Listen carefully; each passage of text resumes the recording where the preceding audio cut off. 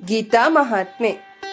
ಈ ಭೂಮಿಯಲ್ಲಿ ಸುಖವಾಗಿ ಬದುಕಬೇಕೆಂದರೆ ಪ್ರತಿಯೊಂದು ಜೀವಿಗೂ ಮೊದಲನೆಯದಾಗಿ ಆರೋಗ್ಯವಿರಬೇಕು. ಆರೋಗ್ಯ ಎಂದರೆ ರೋಗ ಅಂದರೆ ರೋಗವಿಲ್ಲದಿರುವಿಕೆಯೇ ಆರೋಗ್ಯ. ಆರೋಗ್ಯವಂತನಾದ ಮಾನವ ಮನಸ್ಸು ಮಾಡಿದರೆ ಏನನ್ನು ಬೇಕಾದರೂ ಸಾಧಿಸಬಹುದು. ಆದರೆ ಸಾಧನೆಯ ಹಾದಿಯಲ್ಲಿದ್ದಾಗಲೂ ಆರೋಗ್ಯವಂದಿಲ್ಲದಿದ್ದರೆ ಅಂತಹ ಸಂದರ್ಭದಲ್ಲಿ ಸಂಪೂರ್ಣತೆಯನ್ನು ಪಡೆಯಲು ಸಾಧ್ಯವೇ ಇಲ್ಲ. ಆದ್ದರಿಂದಲೇ ಆರೋಗ್ಯವೇ ಭಾಗ್ಯ ಎನ್ನುವುದು. ದೈಹಿಕ ಆರೋಗ್ಯ ಹಾಗೂ ಮಾನಸಿಕ ಆರೋಗ್ಯ ಈ ಎರಡರಲ್ಲಿ ಯಾವುದು ಸರಿ ಇಲ್ಲದಿದ್ದರೂ ಬದುಕು ಅಸಹನೀಯ. ದೈಹಿಕ ಆರೋಗ್ಯ ಕಾಪಾಡಿಕೊಳ್ಳುವಲ್ಲಿ ಮೊದಲು ನಾವು ತಿನ್ನುವ ಆಹಾರದ ಬಗ್ಗೆ ಗಮನ ಕೊಡಬೇಕು.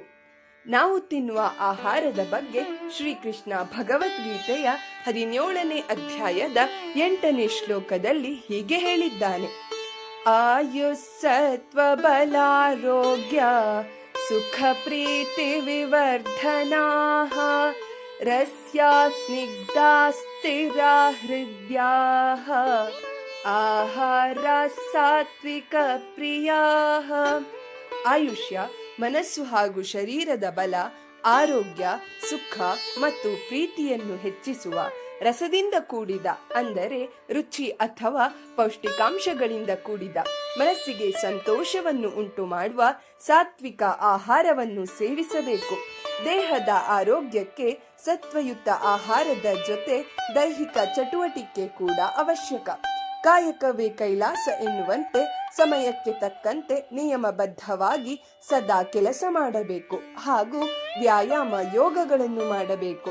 ದೈಹಿಕ ಆರೋಗ್ಯ ಎಷ್ಟು ಮುಖ್ಯವೋ ಅಷ್ಟೇ ಪ್ರತಿ ಮಾನವನಿಗೂ ಮಾನಸಿಕ ಆರೋಗ್ಯ ಕೂಡ ಪ್ರಾಮುಖ್ಯ. ಮನಸ್ಸನ್ನು ಹೀಗೋ ಹರಿಯಬಿಡದೆ ಸದಾ ಉಲ್ಲಾಸ ಉತ್ಸಾಹದಿಂದ ಶಾಂತಿ ಸಮಾಧಾನದಿಂದ ನಮ್ಮ ನಿಯಂತ್ರಣದಲ್ಲಿಟ್ಟುಕೊಳ್ಳಬೇಕು.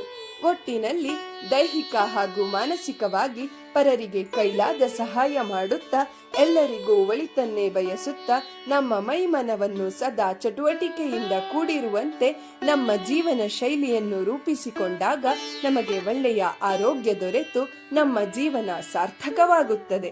ಆದ್ದರಿಂದ ಆರೋಗ್ಯ ಭಾಗ್ಯಕ್ಕಾಗಿ ಬದುಕಿನಲ್ಲಿ ಸತತ ಸಾಧನೆ ಮತ್ತು ಅನುಷ್ಠಾನ ಮಾಡೋಣ. ಹರಿ ಓಂ.